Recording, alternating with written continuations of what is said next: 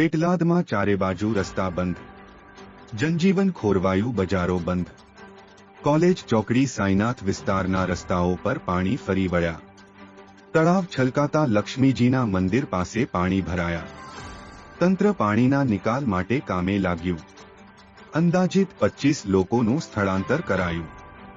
મણિધર સોસાયટીના રહીશો દ્વારા પાણી ભરેલાનો નિકાલ વહેલી તકે કરવામાં આવે તેવી માંગ કરવામાં આવી છે. અત્યારે અમે કોલેજ ચોકડીના વિસ્તારમાં ઊભા છીએ, તો તમે જોઈ શકો છો કે આજુબાજુના બધા જ એરિયામાં પાણીથી ફૂલ થઈ ગયું છે.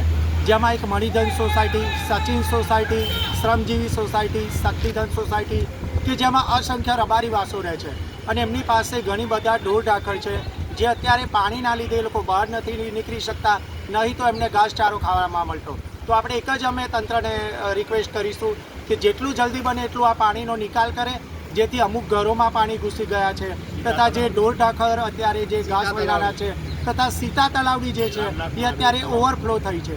તો એના લીધે થઈને આજુબાજુનો તમામ વિસ્તાર પાણીમાં ગરકાવ થયો છે. તો તંત્રને અમે જણાવીશું કે જલ્દીથી જલ્દી આ પાણીનો નિકાલ થઈ જાય એવી અમે રિક્વેસ્ટ કરીએ છીએ. ત્રિવેદી છે, હું મણિધન સોસાયટીનો રહેવાસી છું. અમારી આજુબાજુના તમામ એરિયામાં પાણી ભરાઈ ચૂક્યા છે ટીચર સુધી.